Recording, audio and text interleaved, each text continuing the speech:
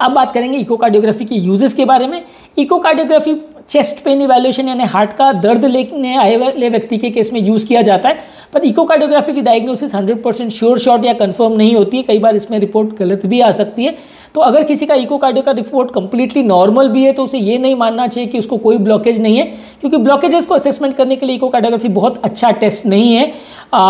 इसमें अगर किसी को पहले से हार्ट अटैक आया हो या स्ट्रक्चरल अबनॉर्मलिटी हार्ट में हो तो वो ज़रूर पता चल जाएगा, लेकिन किसी को नली का ब्लॉकेज है तो वो असेसमेंट करने के लिए उतना अच्छा टेस्ट नहीं है। इसके लिए यूजली स्ट्रेस इको किया जाता है, यानी स्ट्रेस सोनोग्राफी की जाती है, जिसमें व्यक्ति को पहले सोनोग्राफी की जाती है स्ट्रेस करने से पहले, उसके बाद अलग अलग तरह से या तो केमिकल फॉर्म में या पट्टे पर दौड़ा कर उसके हार्ट को स्ट्रेस किया जाता है, और उसके बाद रिपीट सोनोग्राफी करके उसमें क्या डिफरेंस है पहले और बाद वाले में उसको असेसमेंट किया जाता है। तो इससे बेसिकली पता चल जाता है कि कोई नली में ब्लॉकेज वगैरह है नहीं, पर ये भी एक रफ असेसमेंट या क्रूड असेसमेंट ही है, जिसका प्रेडिक्टिव वैल्यू 70-80% से ज़्यादा नहीं है, 100% नहीं है। हाँ, रूटीन एक्सरसाइज इलेक्ट्रोकार्डियोग्राफी यानी स्ट्रेस TMT जो करते हैं उससे कंपेरेटिवली इसका प्रेडिक्टिव वैल्यू 5-10% बेटर माना जाता है, और कौन सी नली में कितना ब्लॉकेज है थोड़ा असेसमेंट करने में ये स्ट्रेस TMT से थोड़ा बेटर माना जाता है।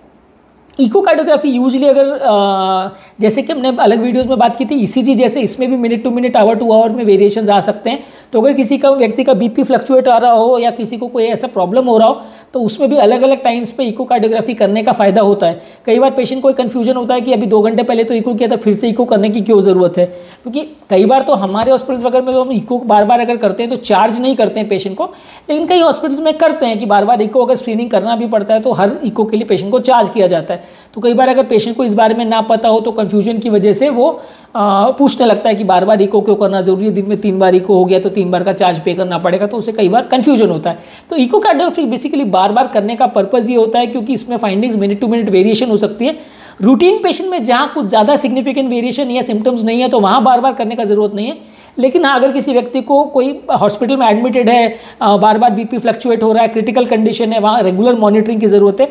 बार बार BP फ्लक्चुएट हो रहा है, बार बार उसका फ्लूइड लेवल्स फ्लक्चुएट हो रहा है, वहाँ पे इकोकार्डियोग्राफी बार बार भी करने की ज़रूरत पड़ सकती है। अगर किसी व्यक्ति को नॉर्मल इको भी आता है तो भी उसको हार्ट की नली का ब्लॉकेज होता है। नॉर्मल इको सारे बीमारियां या सारे ब्लॉकेजेस को रूल आउट नहीं करता, उसके बाद फर्दर इसमें टेस्ट करने की या फर्दर स्ट्रेस टेस्ट करने की ज़रूरत पड़ती है। किसी व्यक्ति को दवा गोली का रिस्पांस कैसा आ रहा है या हार्ट अटैक के बाद वो दवा गोली या ट्रीटमेंट को कैसा रिस्पॉन्ड कर रहा है ये जज करने के लिए भी, और हार्ट अटैक के दौरान व्यक्ति की जान जाने का रिस्क कितना ज़्यादा है, व्यक्ति को कितना बड़ा हार्ट अटैक है, छोटा है या बड़ा है, उसमें आगे ट्रीटमेंट की ज़रूरत है या नहीं, आगे क्या प्रोग्नोसिस है, ये सब चीज़ों को जज करने के लिए भी इकोकार्डियोग्राफी का प्रयोग किया जाता है। लॉन्ग टर्म व्यक्ति का प्रोग्नोसिस और 1 वर्ष में मृत्यु कितना होने का परसेंटेज चांस कितना है वो असेसमेंट करने के लिए भी इको किया जाता है। हार्ट फेलियर वाले पेशेंट्स में भी अगर किसी व्यक्ति का हार्ट कितना वीक है, कितना ज़्यादा पंप फंक्शन खराब है, कितना उसमें सुधार की गुंजाइश है, दवाओं से कितना रिस्पांस आ रहा है, उसे कौन सी दवा की ज़रूरत है, पानी पेशाब निकालने की दवा की ज़रूरत है या नहीं, वेल्स का कंडीशन कैसा है, ऑपरेशन की ज़रूरत है या नहीं, ये सब चीज़ जज करने के लिए echocardiography single most important tool है, एकमात्र ऐसा टूल है जो हमें ऑलमोस्ट सारी इन्फॉर्मेशन दे देता है। तो इसलिए ये हर पेशेंट का बार बार अगर हो रहा है तो पेशेंट के लिए बुरा नहीं है, काफ़ी इंपॉर्टेंट इन्फॉर्मेशन मिल जाती है जिसके बेसिस पे पेशेंट का पूरा दवा का स्ट्रैटेजी और सब कुछ चेंज किया जा सकता है। हार्ट अटैक आने के बाद एंजियोप्लास्टी करने के बाद पेशेंट्स का दवाओं से कैसा रिस्पांस आ रहा है और कंडीशन इंप्रूव हो रहा है कि नहीं, पेशेंट को प्लास्टिक के बाद सुधार हो रहा है कि नहीं, ये जज करने के लिए भी हर बार जब पेशेंट हमारे फॉलोअप में आता है तो हम उसका एक बार स्क्रीनिंग इकोकार्डियोग्राफी देख लेते हैं।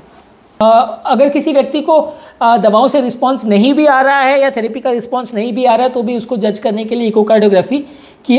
में हमें पता चल जाता है कि रिस्पांस अगर नहीं आ रहा है तो फिर फर्दर उसको हम दवाई गोली चेंज करके देख सकते हैं। अगर किसी को स्टेंट में रीब्लॉकेज वगैरह भी आया है तो भी कैसा रिस्पॉन्स है वो जज करने के लिए भी इकोकार्डियोग्राफी एकमात्र जो है अच्छा टूल है। अगर इस पर कुछ डाउटफुल टेस्ट लगता है तो फिर हम व्यक्ति का स्ट्रेस इको या स्ट्रेस TMT करते हैं, उसके बाद हमें कंफर्मेशन मिलता है कि व्यक्ति को ब्लॉकेज है नहीं, ट्रीटमेंट की आगे ज़रूरत है कि नहीं। अलग अलग व्यक्ति अलग अलग हॉस्पिटल में कई बार इकोकार्डियोग्राफी में 2-5% का इजेक्शन फ्रैक्शन में अगर वेरिएशन आ भी रहा है तो वो उतना सिग्निफिकेंट नहीं है, थोड़ा बहुत वेरिएशन आ सकता है। अलग अलग ऑपरेटर्स जो हैं वो इजेक्शन फ्रैक्शन का थोड़ा बहुत अलग अलग तरह से असेसमेंट भी करते हैं। ये बेसिकली इजेक्शन फ्रैक्शन का असेसमेंट विजुअल होता है, अंदाज पर होता है, इसमें कई बार 2-5% का वेरिएशन आ सकता है, तो इसके लिए उतना टेंशन लेने की ज़रूरत नहीं है।